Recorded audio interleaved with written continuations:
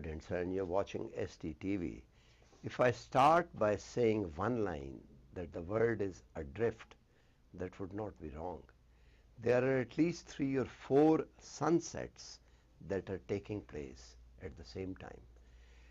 Falling down of US from the status of superpower to the great power, still greatest in the club of great powers, but falling, and that is very conspicuous in the interaction between President Trump and President Xi in Korea. And then on the agreement that they signed with India, renewed it. Initially, the phrase was dominance, quads and all that. This time they have used balance of power. That tells the whole story. Second, fossil fuel. Marriage between internal combustion engine and the fossil fuel is responsible for all that development. That bonanza we see, now the renewables have taken in.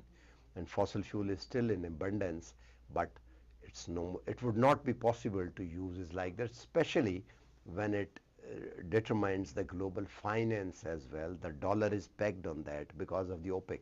You trade through dollar and all that. And if the dollar becomes weak, and the meaning is very conspicuous, I don't have to explain. Then the climate change, which is not in control on everyone. And the fourth is technology, which has liberated the masses who were being ruled. We all know that after colonialism, there was a neo-colonialism, and the Bretton Woods institutions had been fairly delivering for the last 80 years. International Monetary Fund and the World Bank and the World Bank Group and UN system and all that, structural adjustment process and all that they have been doing somehow. So this is the reason that, you know, barbarianism, I hate to use this word barbarianism, but it has returned, dehumanizing people in Gaza and everything. Brute use of forces has become prevalent. In the region we live, here also because of the nuclear weapon, Pakistan or India are dagger drawn. Instead of after the nuclear weapons, they should have gone close, because there could have been a semblance of peace after that, because of the MAD that Robert McNamara said, mutually assured destruction, but they are dagger drawn. And whole 3 regions are hostage to that. South Asia, where these countries lies, West Asia, where Pakistan is connected, and Middle East also, because through Iran also. If they can come close and do some cooperative, development, the world would have been different. We have today with us a very eminent guest, the one who was one of the 2 people who set in Pakistan the strategic plan Davian, General Qudwai, and the other, our guest who is present here. Then he's been on an academic journey. He wrote books and he's talking all these. We have today with us Brigadier Feroz Hassan. Brigadier Sahab, very warm welcome. I was listening to your talk which you gave to today in your panel in this 28th Sustainable Development Conference which was going. You mentioned Sustainable Development Goal 16, and said similar things which I've said. That please say something on that as a basic premise, and then we'll lumber on more discussion. Well, first of all, thank you very much to SDPI and to you for inviting me here and talking to your organization. What you were referring to in your introduction, I was referring to that. I didn't have time to unpack the way you have explained that. We are living in a quarter century of the 21st century, and when you look back, we thought 21st century will have all those systems that had gone past and history would not revive. The manner in which these historical things have actually come back. You were mentioning about the sunset of the post World War II Cold Order, almost like after 80 years. If you go back almost nearly 100 years or even more, around this time there was a sunset 100 years back. Ottoman Empire. Ottoman Empire, Austro-Habsburg Empire, the Tsarist Empire. Persia. You can see, it was a collapse of empire and the emergence of a new world order, from where the legacies of these institutions started. You mentioned Bretton Woods systems in 45 post, but there were legacy systems there. But that legacy system was challenged by fascism and communism from a Western perspective. and you know what the rest what happened, which was what led to those liberal rule of law, institutional, you mentioned Bretton Woods system, which is more, and all those 4 or 5 factors. Even technological change at that time was big one, the aircraft, the tanks and guns and so on and so forth, so from 100 years back. But what we saw was a combination that on the one hand was technological change that had happened, but on the other hand was the rise of fascism, authoritarianism of the kind that we saw. 100 years back, we thought that's never going to come back. What we see today is exactly what you just introduced. Yeah, it has come back. I was referring to that in the sense, in short, the legacy systems, the norms, the principles which evolved at least 100 years, even more, about humanity, about how to focus on development, how to conduct wars, how to conduct interstate relationship, has changed. What I mentioned was, because you used the term word adrift, this is a term I used for my last book called Subcontinent Adrift, because the drift is a far more, defines more than just simple disorder. It's a tectonic drift. Yeah, it's a shift of that kind. That's what you would have just defined. So I use the term in this term that this adrift essentially is a disorderly mixture of turbulence in international affairs, linked with violence, So the legacy systems start crumbling. And when then that legacy system start crumbling, under the circumstances, then states become much more independent to start acting much more. They don't have any structure to hook on. You rely on alliance, you rely on internal balancing power in order to sustain. But then when things started happening, this is what happens. We are a global leader in the United States. It has lost its credibility for a wide variety of reasons that we can unpack.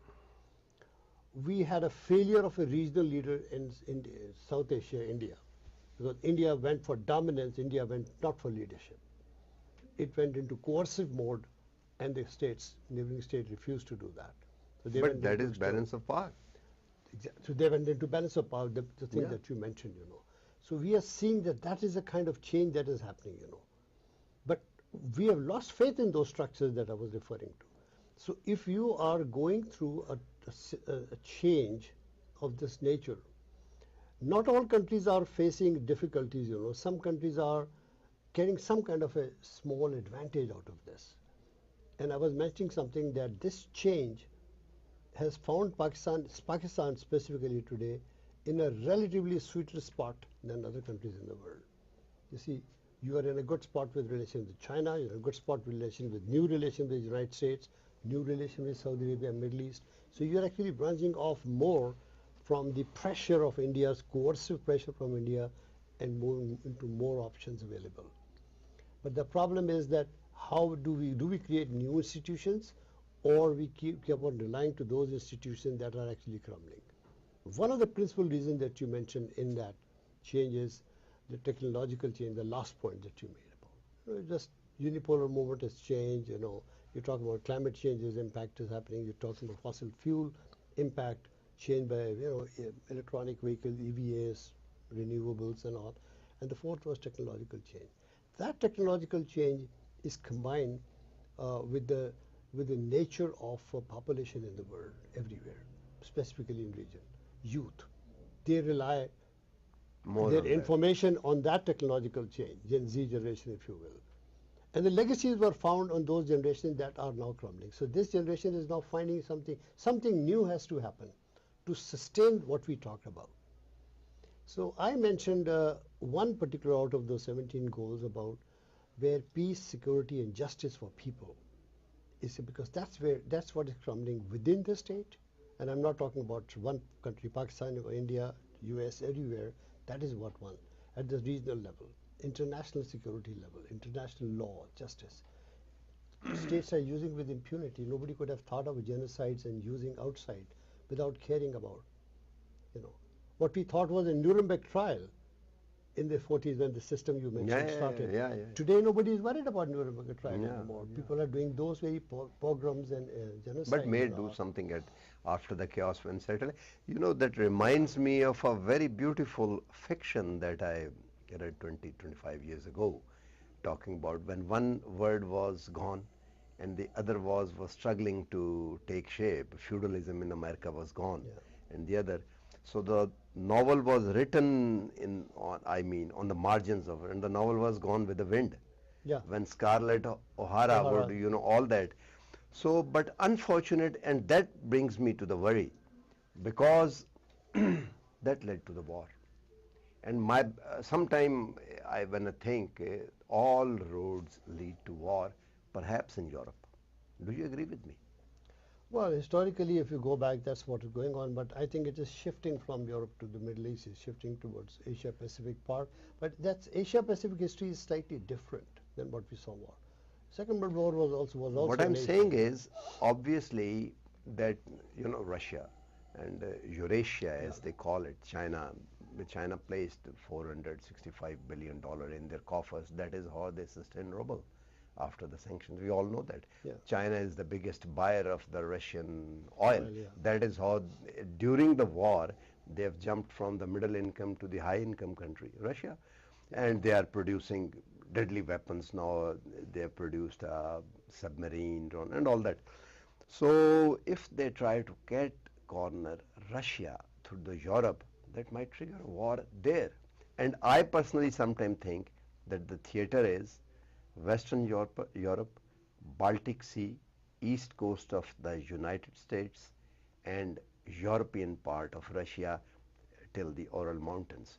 Do you think, because in the Middle East, as compared to that, the Middle East seems a skirmish. It would be do you think that is a danger? In a sense, you're right, in the sense that it's been over 3 years plus that the Ukraine war has not come to an end, and Russia has unlimited supplies to continue the war, and at least with nuclear weapons at the back of it. So there's always a potential that if it doesn't come to a logical end, it can always expand into a different kind of a war. So at least to Poland, or yeah. I mean that's another Poland on Baltic on the other sides are there, and President Trump's promise that he would be able to end the war very quickly has not gone through. So obviously, there are concerns about it. But not only that, the trade war that was unleashed from the Houston tariff war is actually now forcing many large number of countries to succumb to that pressure. Europe is now trying to buy energy from the US, and so is South Korea and many other countries who threaten to do so. So this is something very, very new, at least to, I don't know how the new generation sees it, even my generation has not seen this, because we grew up saying this kind of a trade war is counterproductive. Tariffs, tariff war, we know this. Cascading tariffs. This was the basic 101 of our economics understanding when we were cascading tariff. Yeah, cascading tariff. You do that, we know that. And then what you're trying to protect gets into an infant industry argument. These are basic things, and this is completely overturning it now. Basic. So we can go on and on talking, but actually we are kind of defining where we are living at the moment. What should we do now?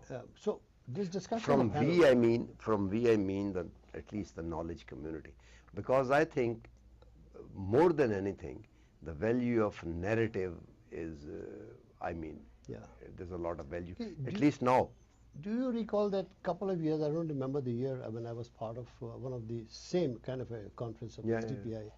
It was called about knowledge corridors. Knowledge corridors. You remember that? Yeah, I know. And that time the argument essentially was that the geographical structure and economic, it's inevitable that the countries under the Himalayas and above the Indian Ocean Sea are ordained to be together.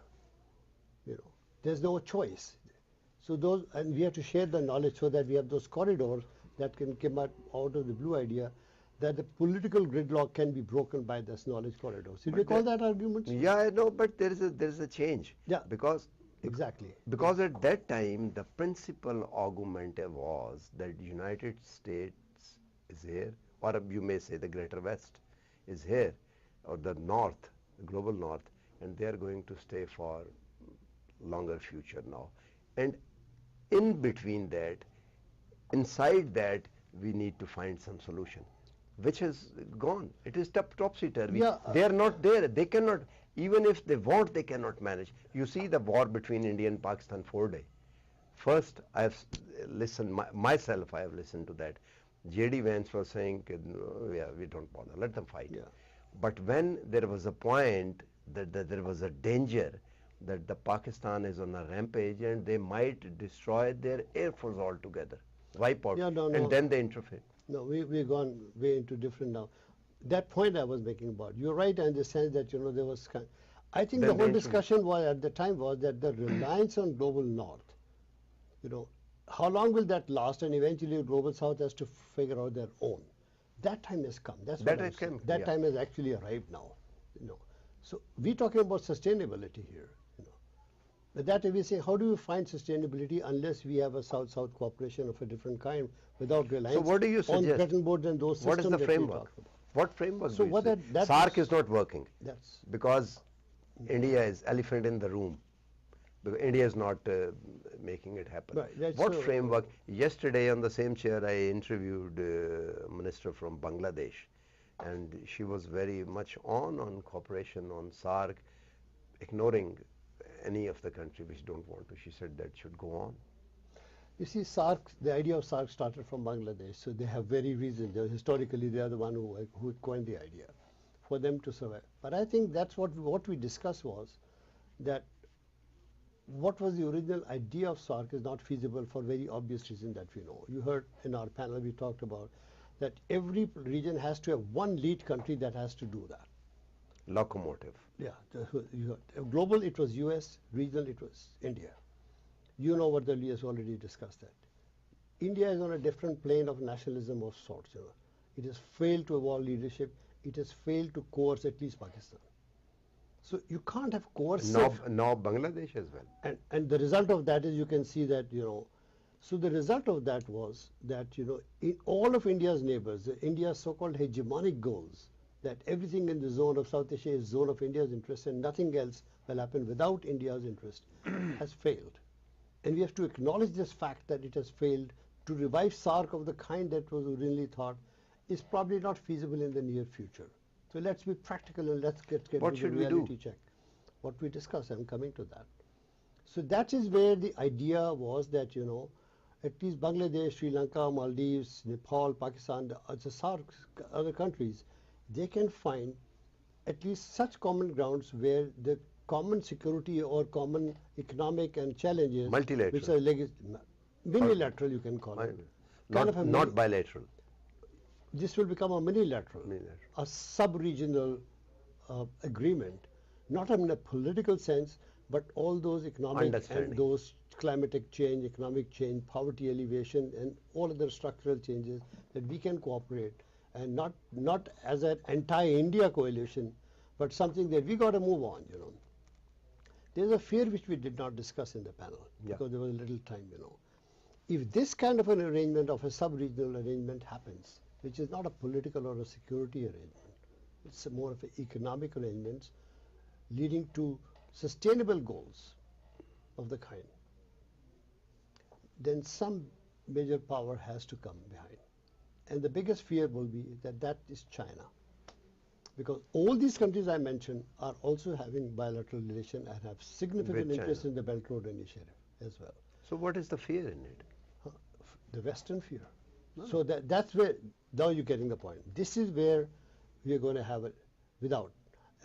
Somehow this was not mentioned, it was only mentioned in... Are you saying that is why West want to disrupt it? Are you saying it? I'm not saying it. West is not even thought about it. Okay. But this is what you're saying is the No, idea. West in, Alice Wells came here and she said that, or talked on Belt and Road, not Belt, on the CPEC. She said, we are not going to pay rents and all that. Yeah. She tried to, they played a crucial role in the malaise that we see now. Yeah, It is a fact. you're right. I mean, the U.S. concerns about that is widely known. I'm saying something else. I'm saying what you said is the solution, this is the solution. But what the challenge of this particular solution would be, somebody would be playing that, and this would be seen by India as an anti-India coalition sponsored by Pakistan, initiated by Pakistan, and protected by China. That is the future fear. What should we do now? How to convince, how to smother India, or how to smoothen India? What? It's very difficult to convince India or anything these days, the kind of mood that they are in. There is a super hyper nationalism mood. at the moment. No, And that's what runs India's politics at the moment. Samajwadi Party is in coalition and they are dependent on that. I mean, by and large, there are pockets in India now which are showing up. They say they have rigged election. They say that Modi rigged election on that. Maybe or not. I think we should not focus about what's happening internally in India, because India itself is not the character of India that we had known from the beginning. It's a different India that has emerged, and the people of India will eventually decide what kind of India will emerge. Okay. In my view, this kind of India will not be able to sustain. But the damage has been significantly done, because for 10 years now, they have poisoned the younger generation to such an extent that, the drift between India and Pakistan is going. That's what my book is about, that this drift is going so much widen. The Pakistanis don't think the way Indian generation, new generation think. And they think very differently. Whether they are here in the region or the diaspora or in USA, UK and all, they're becoming different, now. This is not the common culture. So they are dangerous time, and I think we should think more. We try to find out a solution for that. Yeah. And in history, people have found solution to the problem, and I'm amazed to listen to the scientific things, that a person saw a dream that he was hitting an apple, and he invented a needle which has an eye at the tip, not at the back, and that made the possibility of sewing machine. Without that, where would have been now? Without human mind. Yeah. Human mind. So we might carve out, or may I would say, knowledge-wise, may some divine guidance, or not religious, I'm saying, but some. Eventually, given the information age that we live in, this can be you can use the same information tools to poison each other, which we are doing at the moment, which unfortunately the social media and all this technology is doing it. But eventually, this is the one that will eventually find a pathway to find what you are suggesting. Human mind is innovative, Innovative. But it takes a while. It takes a lot of effort. It's easy to destroy things, but very difficult to build. So what I'm saying is that... And build trust on that. Yeah, given the poisonous nature of thing that has happened over the past decade here in the region, I don't foresee that kind of a thing is happening anytime in the near future. Last question. Eventually it will. Last question, but we are getting too long. Last question. Do you think whatever has to happen will take only 1 decade or more? See, again, if you go by the historical example, it usually takes longer. But given today's fast-moving geopolitics, fast-moving technology, nothing can be, nothing is impossible. Nothing is impossible. Or, we can rule in, but we can't rule out quickly at the same time. So I'm not ruling it out. Yeah, thank you very much, Brigadier Sir. So that was a fantastic discussion. Groping deep inside the murky waters of where it's very difficult to find the pathways. But I think we must keep our fingers crossed for the benefit of the peace, and that is all we can say. I will invite you to keep watching our program on the margin of this 28th Sustainable Development Conference, which is taking place right now in Allama Iqbal Open University. It started on 4th and it will continue till 7th of November 2025. So keep watching. Bye for now. Frank discussion. बड़ी अच्छी थी. Frank करनी चाहिए. आप लोगों का क्या